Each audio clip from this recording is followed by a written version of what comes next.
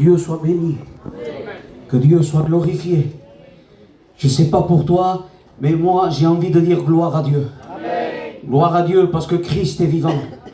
Gloire à Dieu parce que Christ est merveilleux. Gloire à Dieu parce que Christ, il est l'admirable. Il est le conseiller, le prince de paix. Il est le bon berger, l'alpha et l'oméga. Il est le réparateur des brèches. Il est un père pour l'orphelin. Il est le soleil de justice. Il est l'eau de la vie. Il est celui qui vient nous récupérer dans le bourbier où le péché nous a mis. Christ est glorieux. Christ est magnifique. J'ai pas assez un bon français. Je voudrais pouvoir avoir fait les études suffisantes, mais on n'aurait pas des mots, simplement dire merci. Amen. Merci parce qu'il permet que tu sois là. Amen.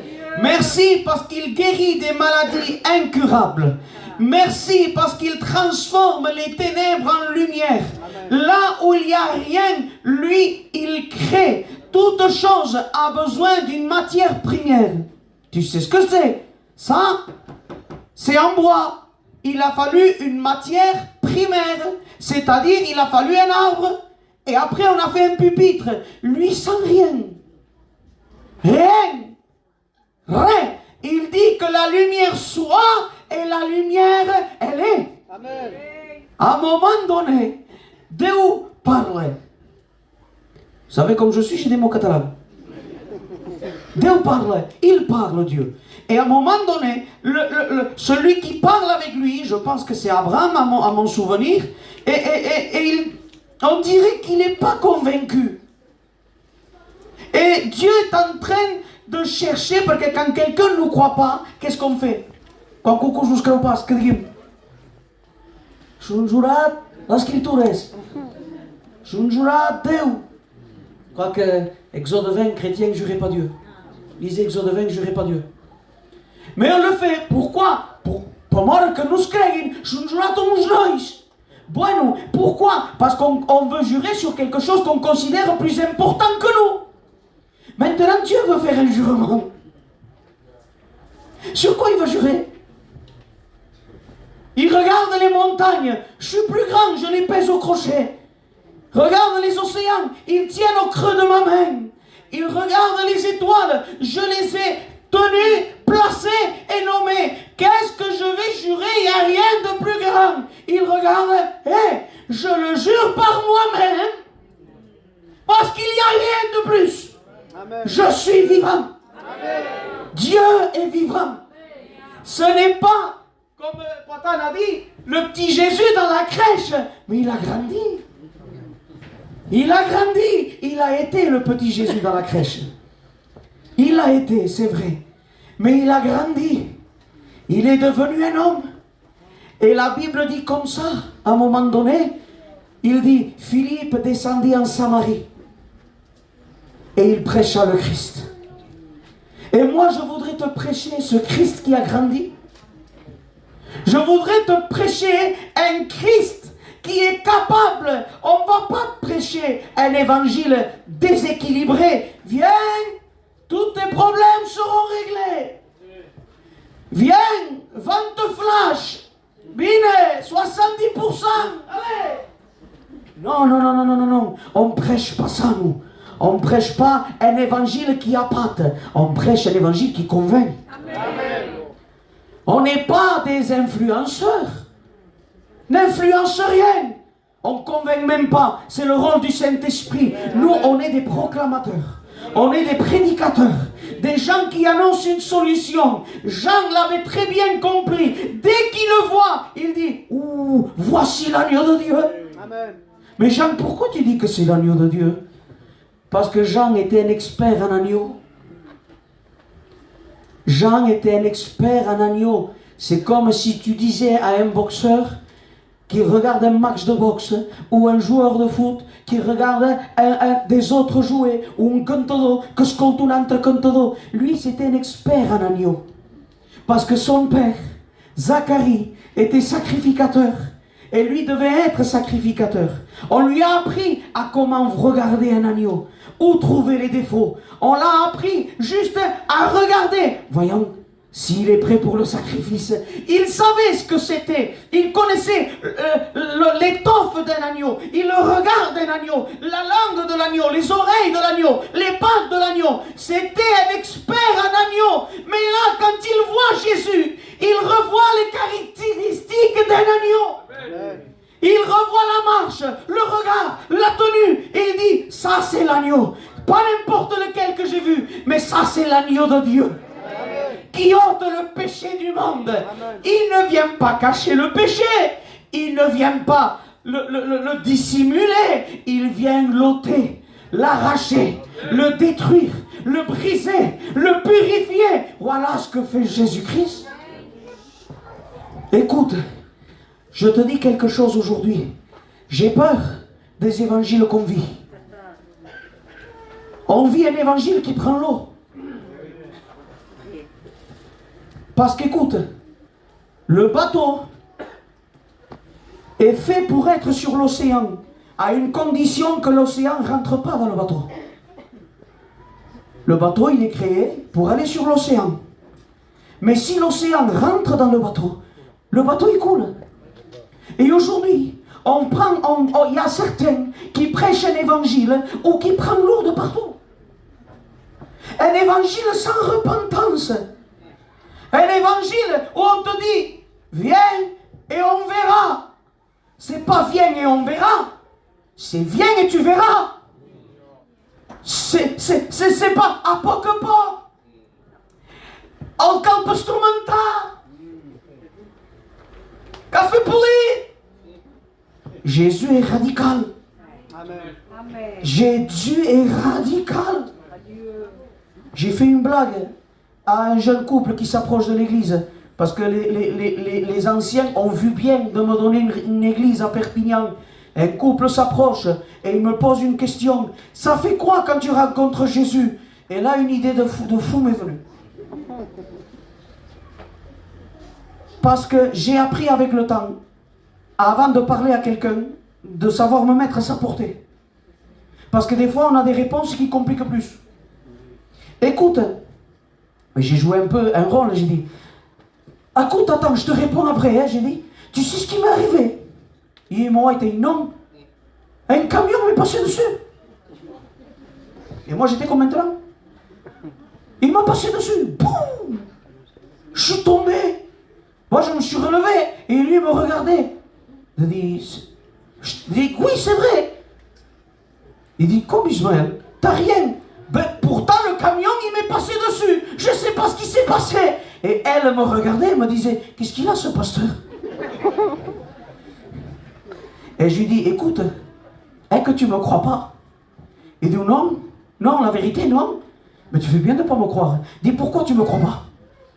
Parce que tu es bien, il n'y a aucune marque du passage du camion. Amen. Jésus, quand il passe dans une vie, amen, il laisse une marque. Amen. Il est la personne la plus puissante de l'univers entier. Comment c'est possible qu'il rentre dans une vie et qu'il n'y ait aucune marque? Dis, tu ne me crois pas pour un camion. Je te parle de celui qui a créé les planètes et qui les soutient avec sa parole. Amen. Jésus, quand il passe dans une vie, c'est le bouleversement.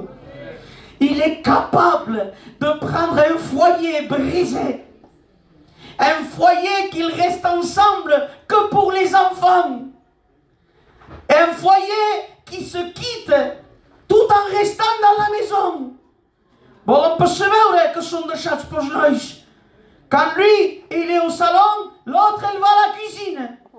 Quand elle est à la cuisine, l'autre, il va dehors. Alors, ils sont quittés dans la même maison. Et ça fait voir que c'est heureux. Parce que ça se tire un portrait au restaurant. Et ça fait voir que c'est heureux. Parce qu'ils vont à... Alors, manale, une pose de complication. Ils vont à Dubaï. Moi, à peu près, les vacances qu'on faisait les gitans, era Walt Disney ou Port Aventura. Ou on montait à Paris, on descendait en Espagne. Maintenant, non, Dubaï, Punta Cana, Mexico, Rio. Oh non, mio, tant mieux. Moi, mon rêve, c'est de prendre elle et aller à New York. C'est le rêve de ma vie, aller à New York. Mio, tant mieux. Mais quand ils reviennent de Mexico, quand ils reviennent de Dubaï, qui se sont enlevés le turban. Je prêche la réalité. Hein. Amen. Hein? Parce qu'ils montent au chameau. Donc tout de l'Ouest, que sont nourosos, qu'est-ce qu'ils sont heureux. Ils sont en vacances avec les enfants. Regarde comment ils rient. Regarde le portrait et tout. Mais à la maison après. À la maison, ça se parle plus de nouveau. Ça s'engueule pour rien de nouveau. Alors le problème, c'était pas la France, c'était pas la maison. Il était plus profond le problème. Le problème était dans leur cœur. Parce que t'as beau changer de voiture, t'as beau changer de vêtements, t'as beau changer de cuisine, t'as beau changer de maison, si toi tu changes pas, le malheur te suivra. Écoute, j'ai vu des personnes se baptiser, témoigner, chanter, prendre la Sainte Seine et être possédés.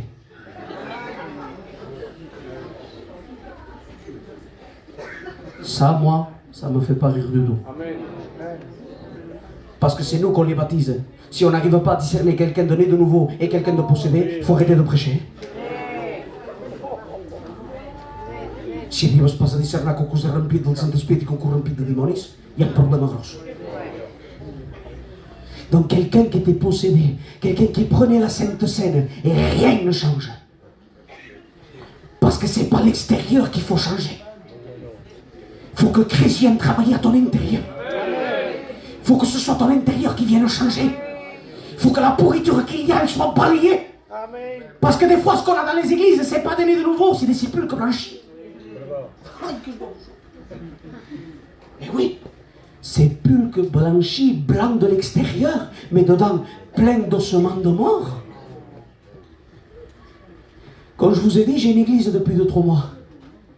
Et j'ai dû faire responsabilité de pasteur. Donc on m'a appelé et j'ai dû faire un enterrement d'une ancienne qui est partie auprès du Seigneur, qui marchait avec Dieu.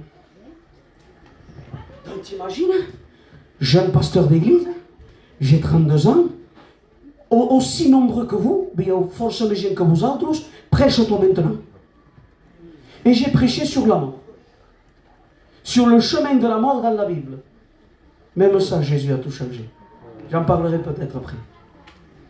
Et Dieu, au moment où je prêche sur la mort, les conséquences du péché, les conséquences de la mort, et Dieu me dit, Ismaël, dis que, d'où tu sais qu'il y a des enterrements plus à ma gloire que certains baptêmes? Moi j'avais envie d'arrêter de prêcher là, parce que j'étais en train de prêcher, je reçois ça dans la prédication. Je dis, comment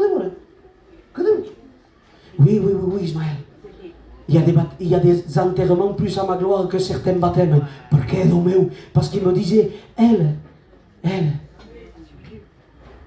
là maintenant, pour moi, elle est vivante. Elle est avec moi. Mais il y a des baptêmes où on décore la salle, où on met des fleurs, où on fait un cadre pour les photos, où ils sont habillés de blanc, et que pour le ciel, ils sont morts. Alors il y a des gens, il y a des enterrements plus à la gloire de Dieu que des baptêmes. Pourquoi? Parce qu'il y a eu une amélioration extérieure, mais l'intérieur n'a pas changé. On a besoin que Christ vienne mettre la main dans le cœur. Amen. Et qu'il vienne arracher ce cœur de pierre. Amen. Un cœur de pierre, même si tu le décores, il reste un cœur de pierre. Même si tu le peins de toutes les couleurs, comme on faisait à l'école quand on était petit. À la scuola, on nous faisait prendre des cailloux et on les peignait en rouge, en bleu, en vert. C'était beau, il y avait des fleurs, mais ça restait que des cailloux. Mais des fois, t'as beau décorer ton cœur de religion, il reste un cœur de pierre. Mais d'où je viens retirer le cœur de pierre. Transplantation cardiaque. Il enlève le cœur de pierre et il met un cœur de chair capable, merci bonjour, capable d'aimer Dieu. Église, ce qu'on a besoin aujourd'hui, c'est de rencontrer le véritable Christ. C'est d'arrêter de contenter que des réunions. Il y avait une femme qui était courbée. Elle était courbée. Elle allait aux réunions, mais elle était courbée. Et c'est quoi qui la maintenait courbée? Un démon la maintenait courbée. La maladie la maintenait courbée. Et pendant presque une vingtaine d'années aux réunions, elle est rentrée courbée et elle sortait courbée. T'es pas fatigué de rentrer, de sortir courbé? T'es pas fatigué de venir aux réunions, de repartir et de jamais changer? T'es pas fatigué d'entendre des vérités où Dieu te parle, mais tu ne réagis même pas? Il est temps que tu prennes une décision. La décision va tout changer. La décision va tout bouleverser. Parce qu'il y a quelque chose aujourd'hui que Satan essaye de dissimuler et de faire passer comme si ça n'existait pas. C'est la conséquence du péché. Le péché aujourd'hui est glorifié, est encensé, est honoré. Le péché aujourd'hui est mis au devant de la scène et te disent c'est normal, c'est bon ça, c'est comme ça qu'il faut, c'est comme ça qu'il faut s'habiller, c'est comme ça qu'il faut parler, c'est comme ça qu'il faut faire. Alors que Jésus de la Bible dit que le salaire du péché c'est la mort. Mais le salaire du péché, c'est pas fumi, madrogi, chouri, babraï. Ça, c'est le fruit du péché. Le véritable péché, c'est ta nature. C'est ce que tu es. Parce que t'as beau couper les branches d'un arbre, les branches, elles repoussent. Tu as besoin d'être déraciné. Amen. Tu as besoin que Christ vienne et déracine. Parce qu'il y a la conséquence. Le salaire du péché, c'est la mort. Séparation de Dieu. Et la Bible dit que parce qu'on n'a pas accepté le Christ, parce qu'on a voulu demeurer dans le péché, parce que nos noms ne sont pas inscrits dans le livre de vie, parce que ton nom n'est pas inscrit dans le livre de vie, tu seras jeté dans les temps de feu. Imagina un pas Jojo. Déu és amor, t'estima tothom. Te'n sabadria. On ne serait pas là. Dieu est amour et il aime tout le monde sans exception. C'est réel. Mais la Bible dit que Dieu est justice aussi. Amen.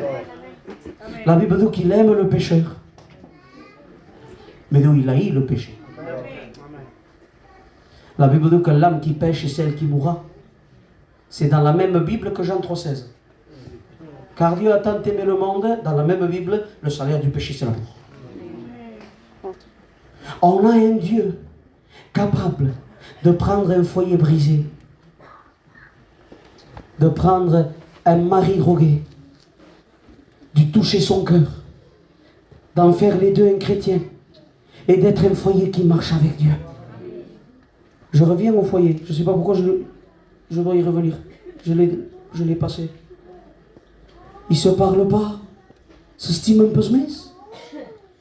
Et ho diu, i ell també ho diu, s'estimen pas més. Queden pels nois. Et à un moment donné, il faut quelque chose qui vienne réconcilier. La sagesse du papa ne fait rien. Les conseils de la maman, quand elle conseille bien, n'y font rien. Il faut un médiateur. Quelqu'un qui sait régler les cas de séparation. Et la Bible dit qu'il y a un seul médiateur entre Dieu et les hommes. Son nom, c'est Jésus. Et Jésus vient et il met le pied dans le foyer. Il regarde les dégâts. Il voit la ruine d'un côté. Il voit la ruine de l'autre. Et il dit, pas de problème. Je construis parmi les ruines, moi. Et ce foyer brisé après, tu le vois passer la porte du chapiteau. Tu vois maintenant que quand ils se regardent, c'est plus pareil. Tu vois que maintenant ils peuvent manger ensemble. Tu vois qu'ils n'ont plus besoin d'aller ici ou là-bas, ils se prennent par la main, ils rentrent là et tu vois que c'est un foyer rempli de joie. Il prend un jeune toxicomane que pour 10 euros, pour 5 euros, il est capable de faire n'importe quoi. Que tu le vois courir de partout, matin, midi et soir.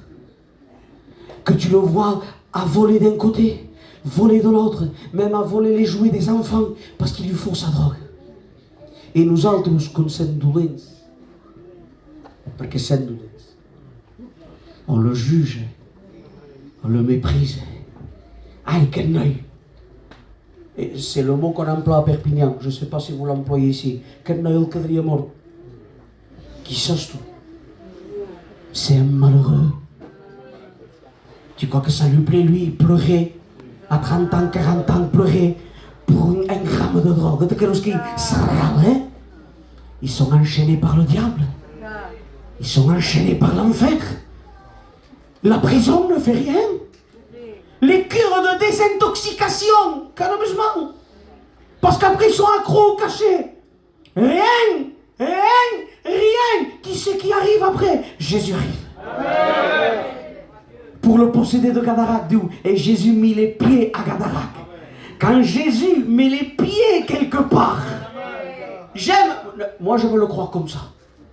Que vos anciens me reprennent, moi j'aime le voir comme ça. Quand Jésus a mis un pied à Gadarac, ça s'est pas entendu. C'est pas senti.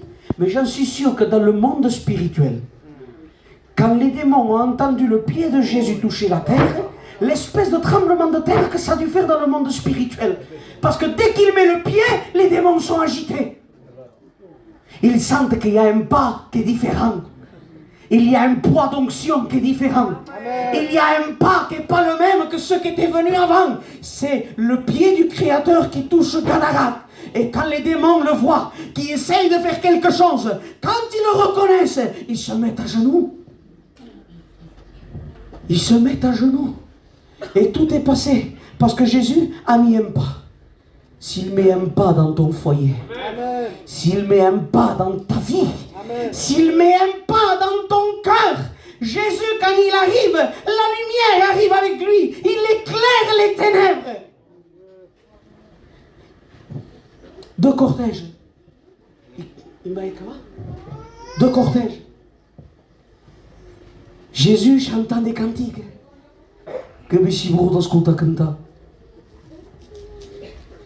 Nous, on est musiciens dans la maison. Et j'entends des défauts, oncle. Où personne n'entend des défauts, je les entends. Et ils se spantent. J'écoute un chant, chrétien les frères. J'entends un défaut là où personne ne l'entend. Malade. Mais qu'est-ce que j'aurais voulu écouter Jésus chanter. Amen. Et il cantait un cantique, je sais pas, Hosanna, je ne sais pas ce qu'il chantait. Et là, de l'autre côté, un autre cortège de deuil. Des autres chants, mais des complaintes. Dol, peine, complaintes, c'est des chants de deuil. Et ils allaient, là où ils devaient aller, pardon pour le mot, ils allaient vers le cimetière parce qu'une veuve devait enterrer son fils. Une veuve, donc elle avait perdu son mari, elle va enterrer son fils. Elle n'a rien pour le présent, elle n'a plus rien pour l'avenir. Et là, elle est là, comme j'imagine une maman qui perd un petit, parce qu'on peut pas, c'est pas quelque chose qu'on peut, il n'y a rien de comparable. Un fils qui perd un père, un orphelin. Un mari qui perd une femme, c'est un veuf. Mais une mère qui perd un enfant, ça n'a pas de nom. Pas de nom. Il n'y a pas de nom. Et là, cette mère est là, brisée. Aucun mari pour la soutenir, s'il aurait pu la soutenir. Aucune soeur. Aucun autre enfant. Rien. Elle va au cimetière enterrer son petit. Mais la Bible m'apprend que entre le cimetière et entre elle, Jésus se place au milieu. Amen. Avant qu'elle aille faire ce qu'elle devait faire, on dirait que Jésus, in extremis, avant que ça carie, dit stop. Il y a une solution. Amen. Quelle solution? Comment dit-on? Et encore Jésus dit, pleuris tous mes. Va dire ça, toi. Va dire ça. Pleurer au poste. Et là, Jésus, entre le cimetière et le cortège, se place. Et dit, ne pleure plus. Perché me devo chaud? Attends, il mit la main sur le cercueil. Et l'enfant qui n'était plus là est revenu à la vie. Il y a des gens qui veulent enterrer leur vie et se disent pas d'avenir, pas d'espoir, pas de solution. Mon foyer, il ne se relève plus. Mon fils, il ne se relève plus. Ma fille, elle ne se relève plus. Ça, c'est une affaire classée. Je vais l'enterrer. Mais au moment où tu vas tout abandonner, Jésus te dit, attends, ne pleure plus. Parce que j'ai la solution. Parce que je suis la résurrection et la vie. Amen. Jésus. Et je termine avec ça. La Bible dit où? C'est le dernier verset de l'évangile de Jean. D'où on ne pourrait pas marquer tous les miracles que Jésus a fait. Tellement il en a fait qu'on ne peut pas marquer tout ce qu'il a fait. Donc ça veut dire que ton problème, ta difficulté, ton lien, ton péché, tu peux l'inclure là-dedans. Tu peux mettre ton nom. Et tout a commencé parce qu'il y avait un plan à effectuer. Parce que Jésus n'était pas venu juste pour guérir, pour ressusciter, pour marcher sur l'eau, pour multiplier le pain. Jésus était venu pour autre chose. Et tout ça a commencé dans le ciel. Tu me laisses imaginer 2 minutes et on termine avec ça. C'est que dans le ciel, un jour, Dieu fait parler son prophète. Et il dit, je vais faire quelque chose que même si on vous le raconte, vous ne le croirez pas. Seigneur, tu as créé le ciel et la terre. Tu as créé les étoiles. Tu as créé les océans. Tu crées le visible. Tu as créé l'invisible. Tu as dit que la terre... que l'herbe pousse de la terre, et ça s'accomplit, voyez le goudron, l'herbe pousse quand même à travers, parce que Dieu l'a dit. Seigneur, qu'est-ce que tu peux faire qu'on ne va même pas le croire? Tout ça a commencé dans le ciel. Quand un jour, Dieu lance un appel, et qu'il dit, qui enverrai-je? Et qui marchera pour nous? Il y avait du monde, Église, des myriades d'anges, archanges, chérubins, séraphins, tous étaient là. Ceux qui disaient Saint, Saint, Saint et l'Éternel là ne parlaient plus. J'imagine moi, et quand Dieu disait, qui enverrai-je? Qui marchera pour nous? Est-ce qu'il y a un candidat? J'imagine un ange regarder son voisin, lui mettre un coup d'aile. Vas-y toi. Et l'autre, non, non, vas-y toi. Bon, voilà l'autre, vas-y tout. Non, non, non, non, non, je ne vais pas mourir pour eux, moi. Hein. Alors Dieu choisit, il regarde, et il y en a un en face de lui. La Bible dit que celui-là se tient devant Dieu.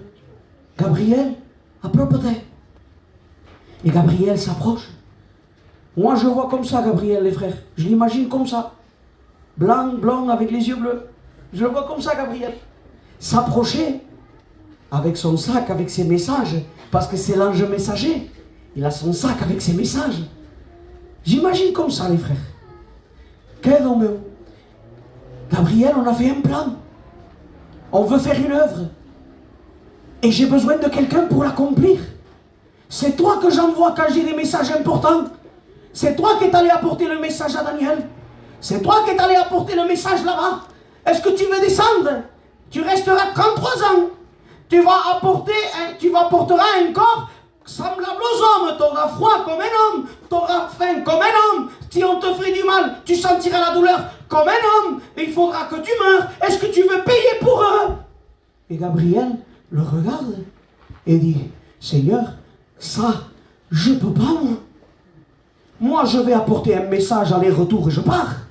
Mais là, tu m'en demandes trop. C'est trop compliqué, ça. Oh non, va à ta place. Si le messager ne veut pas, on va chercher un guerrier. Il est où, Michael? Il est où, Michael, général de l'armée de Dieu? Michael! Viens! Et Michael, avec ses galons, avec son armure, son épée de général, Il est là devant Dieu. Kéa, toi, Michael, qui est mon général, toi, que quand il a fallu combattre le prince de Perse, tu es allé, tu as combattu. Toi, qui dans l'Apocalypse prendra Satan, va le lier et le jeter dans un coin. Toi qui es mon général de mon armée, est-ce que tu veux descendre et payer pour l'humanité? Est-ce que tu veux payer le prix? Et on dirait que je vois Michael regardant Dieu. Seigneur, moi je suis bon pour un combat. Je suis bon pour faire un aller-retour. Mais tu sais quoi? Mourir pour eux, je les aime pas assez. Ils ne méritent pas. Tu les as créés. Ils ont péché. Ils s'inventent des dieux. Ils aiment la saleté. Ils blasphèment contre toi. Seigneur, je ne vais pas pour eux. Alors Dieu dit, mais qui enverrai-je? Et qui marchera pour nous? Parce que le messager, il ne veut pas. Le guerrier, il ne veut pas. Qui c'est qui va se dévouer? Et là, dans un silence céleste, le lion de la tribu de Juda a rugi. Le vaillant héros de l'Éternel a poussé un cri. Et Jésus a dit, Père, envoie-moi. Lui ne veut pas. Lui ne peut pas. Mais envoie-moi. J'irai et je ferai ta volonté. Parce que Jésus nous a aimés assez pour descendre. Non pas pour passer des vacances, mais pour descendre mourir sur la croix. Et là, on voit Jésus 33 ans après, fatigué, à Gethsémane. C'est plus le même Jésus qui marchait sur l'eau. C'est plus le même Jésus qui chassait les démons. On voit un Jésus à genoux en train de suer des gouttes de sang. Tu sais pourquoi? Je te l'avais dit une fois ici. Il était tellement angoissé que les vaisseaux sanguins étaient en train d'éclater. Et la pression du corps s'évacuait par la peau. Alors le sang coulait. Et Jésus était en train de suer des grumeaux de sang. Et Dieu me disait, Ismaël, c'était l'église en train de sortir de lui. Du condomio.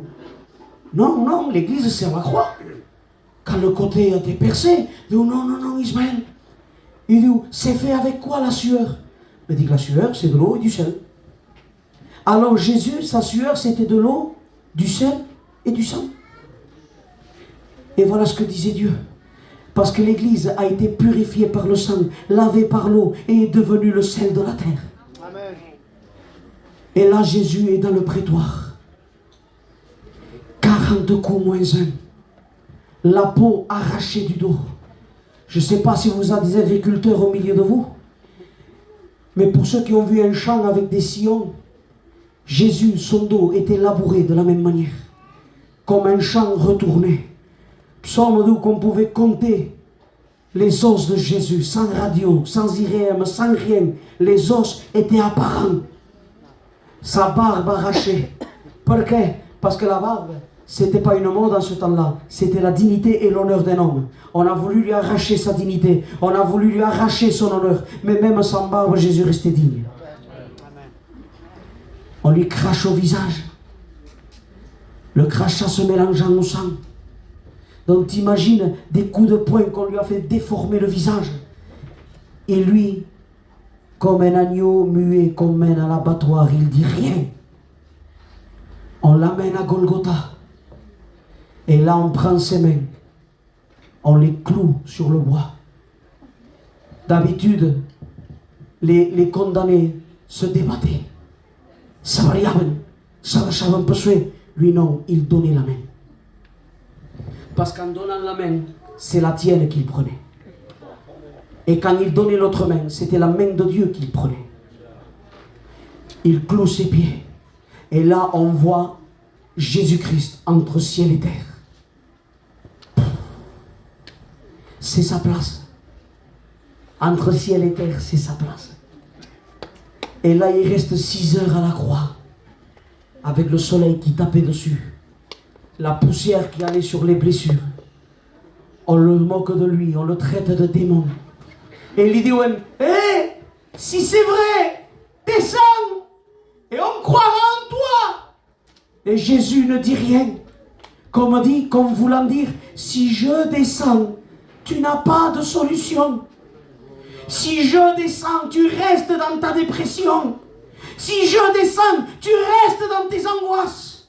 Si je descends, tu restes avec tes exomiles. Si je descends, tu restes avec tes pensées de suicide. Je ne peux pas descendre. Et après 6 heures à la croix, 6 heures c'était peu. Pour un condamné c'était peu. Il reste 6 heures à la croix.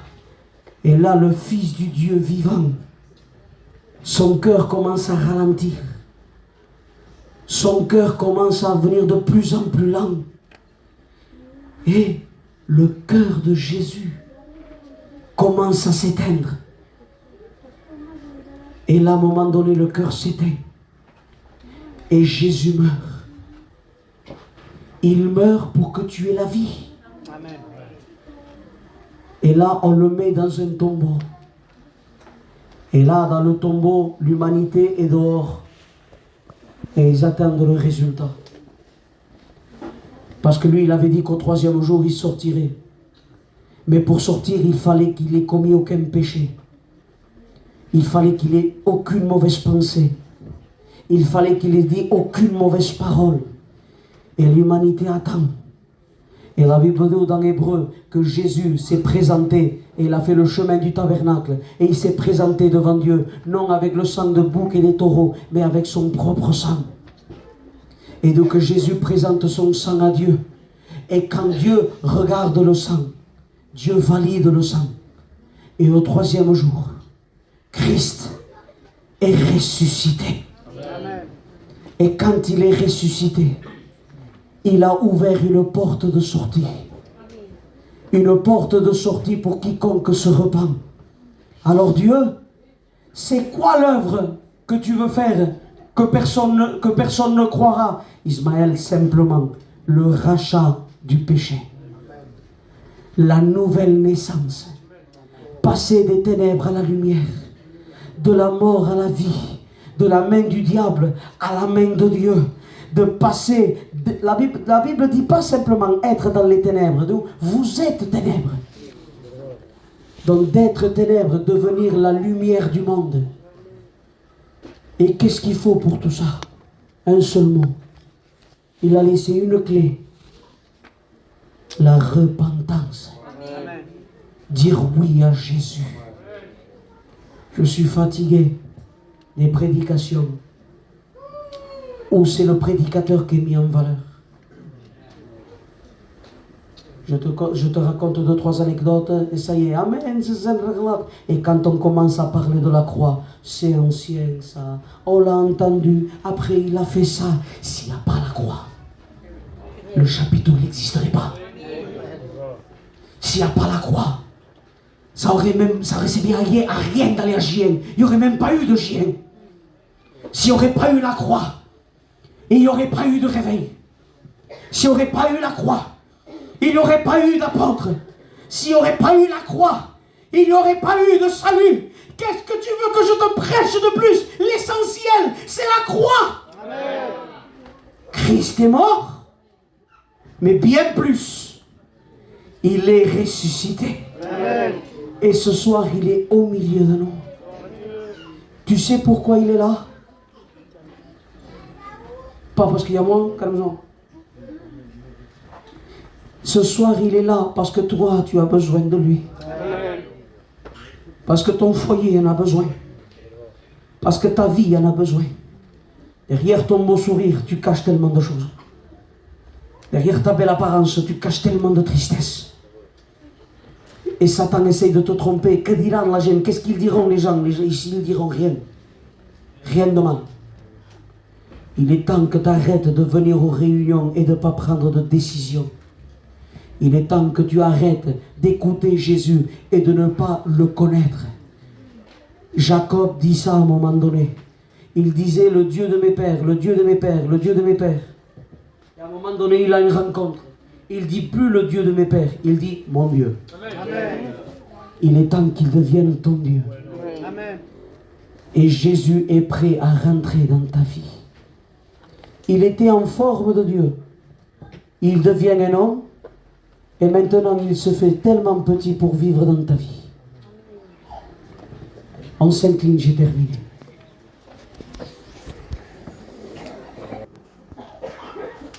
Et il m'a dit, Ismaël, fais attention. Pourquoi qu'il y a? Tu es en train de me cacher. Oh non. Non, Seigneur, tu es Dieu. Et moi, je suis moi. Je prêche aujourd'hui et demain, peut-être, je ne prêcherai pas. Et non, non, non, non, non. Tu es en train de me cacher. Pourquoi? Parce que tu dis les choses tellement bien que les gens après ne parlent que de toi et ne parlent pas de moi. Non. Et après, j'ai remarqué le lendemain d'une de mes prédications. Vas pas chover. Comment se dit chaud? Ah, il faut que va se vendit. Sont dit un pan de coses, mais mai comment se dit tout? Waouh! Ça veut dire qu'après la prédication, ils n'ont plus parlé de Jésus, ils parlaient de moi. Dis que Seigneur, pardon, pardon, pardon, pardon, pardon. Donc aujourd'hui, moins de manières, moins d'hébreu, moins de grec.